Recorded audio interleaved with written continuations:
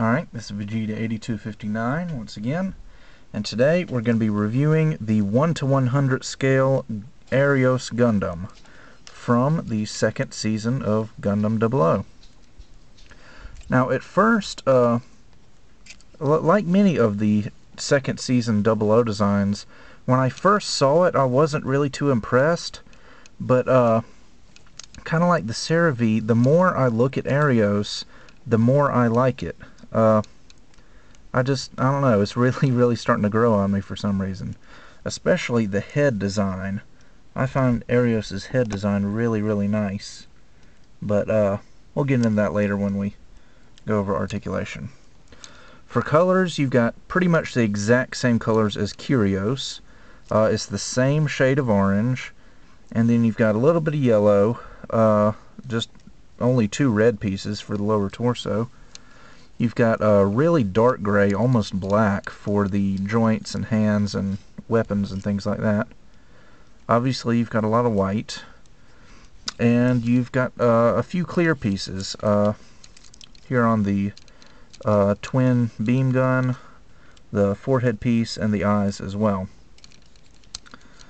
So, stickers wise, oh, there's also a clear piece on the back of this thing, but I'll show you that when we do the transformation. For stickers, you get a sheet of foil stickers with 2, not really black, but dark green circles that go on the clear parts for the elbows. You get stickers for the eyes, and a metallic red sticker to go up under the forehead jewel. I didn't use that sticker, I just painted the clear part clear red. You also get a sheet of holofoil stickers with alternative sticker for the eyes, and you get these little rectangle shaped decals that go on the side of these spiky things to form what the manual calls the GN beam shield. You know, usually when I think of beam shield I think of something like in V Gundam or in Gundam Sea Destiny, where it's actually a shield made out of beam energy, but I don't recall Arios ever doing that in the show. Maybe I just have a bad memory. And then you've got a circular holofoil sticker for the GN drive, which is actually located right in Arios' crotch. You also get a, it's actually kind of a reverse sticker. As you can see, the actual color pigment is on the sticky side, so that when you stick it on the little clear piece for this green thing right here, it'll show up bright green instead of this pale green, which will be on the back of it. Anyway, I guess we can go over articulation. The head is on a ball joint, so it can go up and down, side to side, and rotate, although the beard and the cheek armor is really long and pointy, so you're going to want to be careful when you rotate 360. Back to the head, like I was saying earlier, I just really like Arios' head design. Like the V-fin doesn't actually come to the center, it just kind of comes out from his forehead. And then he's got these other 2 little V-fins that come out from near his eyes. I just think it looks really cool.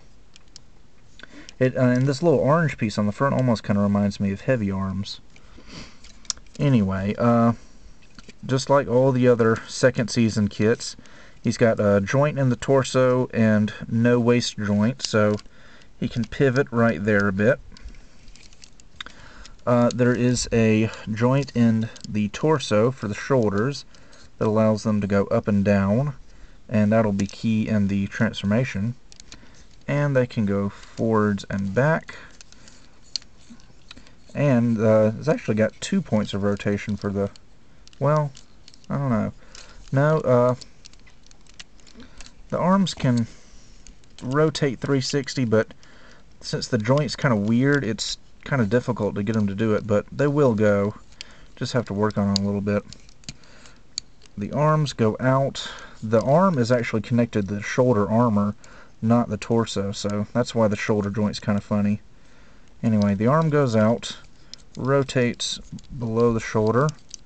It's got a double jointed elbow that lets it bend about that far. And then it's got a extra wrist joint which lets the hand go all the way up. And he's got the peg style wrists like 00 Gundam. So they don't wiggle, but of course they do rotate 360. And these long spiky things on his shoulders can go up and down as well. But that's really more important for the transformation, which you'll see in probably a part 2. Anyway, he doesn't really have any side skirts, but his front skirt armor is on a ball joint, and they can wiggle and actually come all the way up like so. And let me move this camera down a bit. And the beam sabers are stored up here, up under the skirt armor, so you can just take those out, attach the beams, and it's actually on a little ball joint, so you can just put those in there. Whoops. Like I was saying, put those in there, and then there's a little ball joint so they can swivel out and he can take them out up from under his skirt armor. Anyway, the back skirts do move up and down. Again, that's part of the transformation, so got a little extra articulation there. Oh, like I was saying earlier, the GN drive is right in the crotch. This big cylinder here is the GN drive. There's actually a clear piece right there behind this orange part where the hollow foil sticker goes. Anyway, he's got ball joints at the hips, so they can go up until the knee armor touches his shoulder. It won't go any further than that. They can go back pretty far until it hits the back skirts, and go in and out about that far. It can wiggle a bit. There's a rotation below the hip, but these black things prevent them from going 360. The knees can bend a full 180 degrees, like so.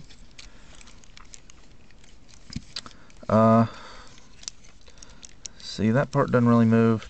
This piece of ankle armor on the front can go up and down. There's a ball joint for the ankle, so feet can go forward and back, side to side, and rotate. And the end of the toe can go up and down. So, actually I think that's about it for Arios' articulation. For weapons and accessories, you already saw the beam sabers, or GN sabers, excuse me. He also has the GN twin beam rifle. As you can see, it's got 2 barrels. And this piece right here is in clear plastic. I used some clear blue paint to paint it. And I guess while he's holding it, you could have the barrels separate and fire in 2 directions at once.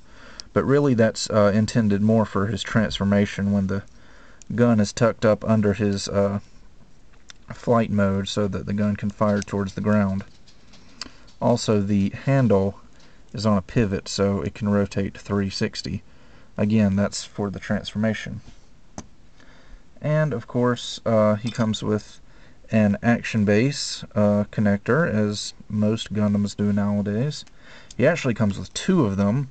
I'll show you this one more in the second part when we go over his transformation.